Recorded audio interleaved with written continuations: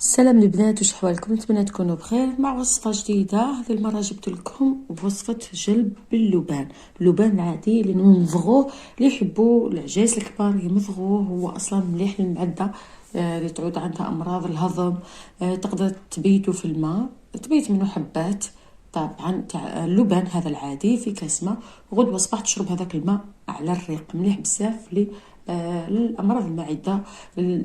احسن ديما اننا ساعه على ساعه نمضغوه، رائع.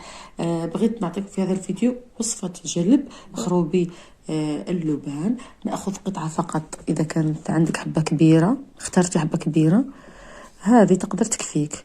درتي حبه متوسطه مثل هذه فديري، خذي زوج مثلا. كانوا صغار بزاف خذي اكثر من قطعه، مثلا صغار هكا مثلا. خذي اكثر من قطعه، هو الريحه تاعو زوينه. اذا كنتي عايشه مع اهل ناسك، يعني اهل راجلك، فديريها عادي لانه ريحتها زوينه ومش حيشكوا فيك. طبعا راكم على بالكم بلي هذه وصفه الجلب راح نبخروا باللبان. وصفه رائعه، ديروها. ما تنساوش لي جيم واشتراك والبارطاج في القناه، دعمي عائلتنا لا تكبر. وهيا نبداو في هذه الوصفه. طبعا حنايا ديما اعمال البخور ديما نوصيكم نقول لكم ديروهم مع وقت المغرب لحد 2. تقدري تحكميها شحال من نهار، ماشي ديريها غير مره. مثلا اذا بغيتي ديريها بالحد زيدي ديري وراها 2، زيدي ديري وراها 3، ولا ديريها ب2 و3 ولا 4. المهم ديريها ولو يوم مره واحده. اذا ما بغيتيش خلاص ديريها ولو مره واحده، راه الوصفه رائعه. طبعا تسخني في حماتك، ترميهم في الكانون كالعاده، وتزيدي وراها مباشره. تهزي مثلا نقولوا هذه حبه كبيره، هزيها غير هي وحدها، مفهوم؟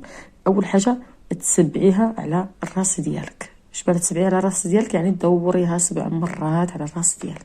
بعد هذه الحبه نفسها تسبعيها على القلب ديالك، وانتي حاكمه حبه اللبان هذه طبعا بيدك اليمنى. من تسبعيها على القلب ديالك وتسبعيها على الراس ديالك اولا ثم القلب ديالك، ترميها مباشره في الفحم، معروف، في الكانون. وقولي هذه العزيمه 7 مرات. من الاحسن تكوني حافظتيها، واذا ما كنتيش حافظتيها اختي كراس ولا التليفون قدامك، يعني راح نكتب لك العزيمه في صندوق الوصف، هزيها من ثم وقراي. انا نحبذ ديما انك تكوني حافظه العزيمه ديالك. العزيمه تقوليها 7 مرات. واش تقولي؟ قولي فلان بن فلانه بخرتك باللبان، عينك تخضر ووجهك يصفار، كي تتفكر حبي انا فلانه بنت فلانه تتقيا منه المراه، تجيني نطويك ونلويك فراش السماء ورا الباب نخليك. تعاودي هذه العزيمه 7 مرات.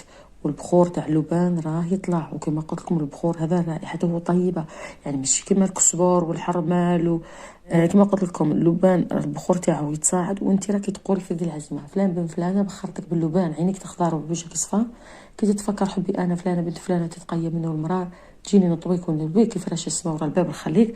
تعاوديها 7 مرات. اذا كانت عندك صوره تاع شخص تبخري بها صوره الشخص ايضا، يعني البخور راه يطلع، والصوره تاع الشخص مقابله للبخور، يعني وجه السيد يكون مقابل الكانون مقابل الارض، والبخور راه يطلع له الفوطو ديالو. وصفه ما عندي ما نقول لكم فيها، وصفه رائعه. يعني من الاحسن تداومي عليها ولو في الخيار. ما بغيتيش هي تندار غير مره اصلا، لكن نحب المداومه. انك ديريها تعاوديها 3 خطرات، والله كابا تصدق لك احسن احسن. ديروا هذه الوصفه البنات، العزيمه خليها لكم في صندوق الوصف، من اروع ما يكون. طبعا البقايا تاع الفحم وبقايا تاع اللبان المحروق تقدري ترميهم خارجا، طبعا في حديقه تاع المنزل ديالك ولا حديقه خارج البيت. وهذا ما كانش الوصفه اللي عجبتكم انتظروني في وصفه اخرى تفكرتها تاع ثاني كلمه تاع فحم وبخور ان شاء الله. ساعه لازم نحركوا الراجل شويه ونحركوا المشاعر تاعو بالمجمر. هذه هي. تهلاو في روحكم، نتلاقاو ساعه الخير، الى اللقاء.